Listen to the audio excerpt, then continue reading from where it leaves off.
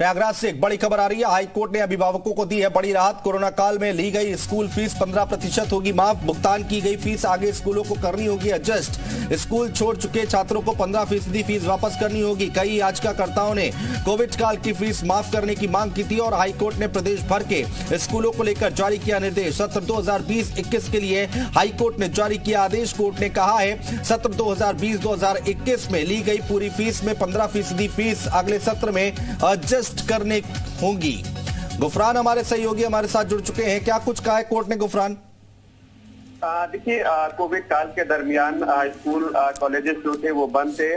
निजी स्कूलों में जो फीस थी वो ली गई। इसी को लेकर के एक याचिका जो है इलाहाबाद हाई कोर्ट में दाखिल की गई थी, जिसमें याचिकाकर्ताओं ने मांग की थी कि कोविड के दरमियान पढ़ाई नहीं हुई है, सिर्फ ऑनलाइन कुछ जगहों पर ही पढ़ाई हुई है, लेकिन फीस जो है उनके पेरेंट्स से बाकायदा पूरी ली गई है। लिहाजा इसको माफ करने का जो आदेश है वो कोर्ट द्वारा। डिजिटल मार्केटिंग को सीखकर आपके प्रोडक्ट्स और सर्विसेज को दुनिया को बेचना चाहते हैं तो फ्रीडम ऐप को अभी डाउनलोड करें। डिजिटल मार्केटिंग का एक्सपर्ट बने। पारित किया जाए। हालांकि कोर्ट ने इस पूरे मामले में सुनवाई की। सुनवाई के बाद कोर्ट ने 15% जो फीस है वो सत्र 2020 और 21 की जो है वो माफ कर दी है। ठीक है गुफरान रहिए आप हमारे साथ। प्रदीप श्रीवास्तव जी जुड़ गए हैं, अध्यक्ष हैं अभिभावक संघ के। प्रदीप जी बहुत स्वागत है आपका। प्रदीप जी, एक बड़ी राहत के तौर पर इसको देखा जाए? हाँ, ये स्वागत योग्य कदम है, लेकिन ये जो हाई कोर्ट ने जो 15% का डिसीजन दिया स्वागत योग्य है, लेकिन ये स्कूल वाले इसको भी नहीं मानेंगे। और उसके उपरांत भी 2018 में उत्तर प्रदेश सरकार ने फीस एक्ट बनाया था, शुल्क अधिनियम बनाया था, और ये स्कूल वाले कोई भी पालन नहीं कर रहे। ना किसी भी जिले में शुल्क नियामक समिति बनाई गई है। ये देश का दुर्भाग्य है। हमारे अभिभावकों को लूटा जा रहा और ठगा जा रहा। हमारे अभिभावक दो तरह ठग रहे हैं और 50% फीस अवैध वसूली जा रही है इन स्कूल प्रबंधकों द्वारा। नहीं तो प्रदीप जी, आप क्या कह रहे हैं कि यहाँ पर हाई कोर्ट का आदेश भी स्कूल नहीं मानेंगे? बिल्कुल नहीं मानेंगे। वो कुछ नहीं मानते। मेरा बच्चा खुद इस तरह से पढ़ता है भाई साहब, और मैं अभी सरकार से कहूंगा कि हाई कोर्ट का आदेश पास हुआ है, 15% फीस वापस किया है। मेरा बच्चा पास आउट हो चुका है।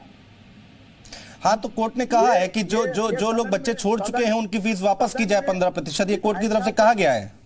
जो विधायिका बनाते हैं सदन में बैठे हुए, उन्हीं के स्कूल कॉलेज हैं। ये देश का दुर्भाग्य है। एमपी एमएलए एमएलसी के अधिकतर स्कूल कॉलेज संचालित है देश के अंदर। हाँ, ठीक है। अनिल अग्रवाल जी हमारे साथ जुड़ गए हैं, अध्यक्ष हैं यूपीएससी के। अब अनिल अग्रवाल जी बहुत स्वागत है आपका। अनिल जी, यहाँ पर प्रदीप श्रीवास्तव जो कि अभिभावक संघ के अध्यक्ष हैं, वो कह रहे हैं कि स्कूल जो है मनमानी करते हैं और कोर्ट का आदेश भी नहीं मानेंगे वो। देखिए, प्रदीप श्रीवास्तव जी के बारे में मैं एक ही बात कहना चाहूंगा कि उन्हें तो केवल आरोप लगाना आता है। तथ्यों की जानकारी के बगैर आरोप लगाए जाएं तो बहुत ही गलत है। अगर मैं अपने एसोसिएशन की बात करूं तो प्रदीप जी को याद दिला दूं, जून के महीने में हम लोगों ने कॉन्फ्रेंस करके 15 से 20% तक की छूट कोरोना काल में सभी पेरेंट्स को दी थी।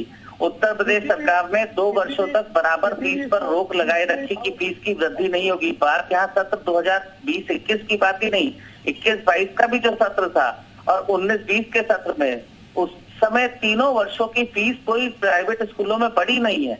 अब माननीय न्यायालय ने अगर कोई फैसला दिया है तो इस पर हम लोग एक आपस में चर्चा करेंगे, उसको देखेंगे और इत्मीनान से, क्योंकि जिन पेरेंट्स को हम लोग दे चुके हैं, विद्यालयों की छात्र संख्या 20 से 25% तक कम हो गई। गवर्नमेंट की तरफ से स्कूलों को कोई सपोर्ट नहीं मिला। ट्रांसपोर्टेशन तक की जो डिमांड हम लोग करते रहे कि 2 साल गाड़ियां नहीं चली है, उनकी लाइफ बढ़ा दी जाए, टैक्सेस माफ कर दी जाए, कोई भी चीज नहीं की गई। हम लोगों को बकायदा सारी चीजें जैसी की थी वैसी करनी पड़ी। और उसके बाद अगर ये सवाल प्रदीप जी करते हैं ना कि निजी स्कूल, प्रदीप जी कुछ कह रहे हैं। अनिल जी, प्रदीप जी कुछ कह रहे हैं, जरा सुन लेते हैं, उनको भी सुन लेते हैं। वो शायद काउंटर करना चाह रहे हैं आपकी बातों का। जी प्रदीप जी। ऐसे भी अभिभावक है जो बेचारे, उनको फीस छोड़िए, बच्चों को अंदर घुसने नहीं दिया गया, ऑनलाइन से नाम काट दिया गया है ना। तो ये देश का दुर्भाग्य है। सदन में बैठे हुए लोगों के स्कूल कॉलेज हैं और हमारे अभिभावक लूट रहे हैं, ठग रहे, इसी तरह से लूटते रहेंगे, सच्चे रहेंगे।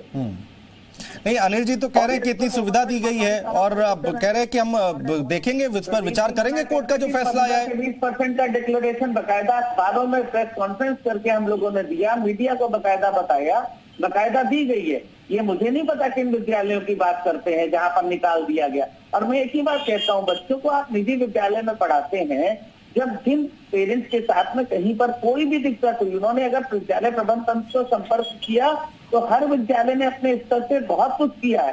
कोविड काल में अगर मैं बात करूं तो हम लोगों ने ये तक फैसला किया कि जिनके माता पिता का निधन हो गया है उनको पूरी फीस हम लोगों ने माफ करते हुए पढ़ाया। मेरे अपने विद्यालय में 12 बच्चे पढ़े हैं उस सत्र में। कि जो 50% फीस दी जा रही है उसकी जांच कराए सरकार।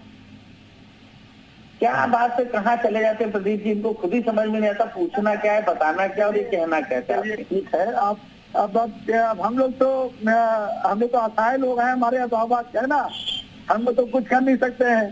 प्रदीप जी, आप ही के कहने पर सरकार ने फी अध्यादेश लागू कर दिया, निजी विद्यालय सीमा से अधिक फीस नहीं बढ़ा सकते। आप लोगों की सारी बातें, जब पहले विद्यालयों में बहुत ज्यादा फीस बढ़ जाती थी तो भी दिक्कत होती थी, अब तय समय सीमा में बढ़ रही है। 3 साल तक फीस नहीं बढ़ी। विद्यालय जो 2019-20 के सत्र में ले रहे थे अब उस पर जाके फीस पे एंट्री, तो दिक्कत तो पेरेंट्स को 1% रखा हुआ है, बढ़ाएंगे तब भी होगी, तो उसका तो कोई निदान ही नहीं हो सकता। एक एक करके बोलिए, हमारे यहाँ जो कार्यकर्ता हैं उनकी सैलरीज, उनके खर्चे, अगर महंगाई आपके लिए बढ़ती है तो विद्यालय के लिए उसी रेशियो में महंगाई बढ़ती है, इस पर भी गौर करिए।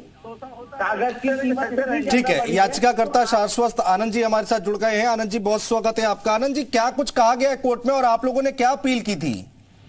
जी, हम याचिकाकर्ता नहीं, हम याचिकाकर्ताओं की तरफ से हम वकील हैं। कोई बात नहीं। तो हमारी तरफ से ये था कि कोरोना काल में जो स्कूलों ने जो जितनी सर्विस दी, तो वो सर्विस सिर्फ और सिर्फ ऑनलाइन ट्यूशन था, उसके अलावा और कोई सर्विस दी नहीं गई, क्लासेस बंद थी। तो इसलिए फीस जो होती है, लॉ में फीस का कॉन्सेप्ट होता है क्विड प्रो क्वो पे। इसका मतलब होता है कि सर्विस फॉर अ सर्विस, जितनी आप सर्विस दे रहे हैं उतनी ही आप फीस ले सकते हैं। तो हमारा यही कहना था कि उसी हिसाब से उसका रेगुलेशन कर दिया जाए कि जितना आप सर्विस दे रहे हैं ऑनलाइन ट्यूशन, आप उतना ही फीस हमसे चार्ज करें। तो हमारी तरफ से बहस यही थी और इसको कोर्ट ने मानते हुए 15% का उसमें छूट दे दिया है। अब बात रही कि जो प्राइवेट स्कूल हैं वो क्या चैरिटेबल, ये इनका जो एजुकेशन ये प्रोवाइड करते हैं ये चैरिटेबल एक्टिविटी है, तो कहीं ना कहीं इनको ये भी अपने अंदर देखना पड़ेगा कि ये मुनाफे के लिए नहीं कर रहे हैं या उसके व्यवसायीकरण के लिए नहीं कर रहे हैं शिक्षा के, ये चैरिटेबल काम कर रहे हैं, एक तरह से दान पुण्य का काम कर रहे हैं। तो ये सुप्रीम कोर्ट ने तमाम इसको अपने फैसलों में कहा हुआ, ये इसका भी हमने हवाला दिया था। तो इसी सबको मानते हुए उन्होंने 15% का ये छूट दिया, जिसको 2 महीने में करना है। जो छोड़ चुके हैं उनको रिफंड करना होगा पैसा, जो कोई समय सीमा तय की है, एडजस्ट करना होगा। हेलो, कोई समय सीमा तय की है आनंद जी? 2 महीने में स्कूलों को अपनी तरफ से ये करना है। अगर वो नहीं करते हैं तो फिर ये अदालत की अवमानना होगी, फिर ये कंटेम्प्ट पिटीशन में जाएगा। बिल्कुल, कंटेम्प्ट में जाएगा। बहुत शुक्रिया हमारे साथ जुड़ने के लिए, तमाम बातचीत करने के लिए आप सभी मेहमानों का। तो यहाँ पर हाईकोर्ट की तरफ से एक बड़ा फैसला सुनाया गया है। 2 महीने का समय दिया गया है। जो स्कूल जो कोविड काल में जो फीस ली गई थी उसमें 15% फीस वापस करनी पड़ेगी, या जो लोग छोड़ के चले गए हैं उनको वापस करनी पड़ेगी, और जो बच्चे पढ़ रहे हैं उनको अगले सेशन में एडजस्ट करना पड़ेगा। ये ऑर्डर दिया है हाई कोर्ट ने।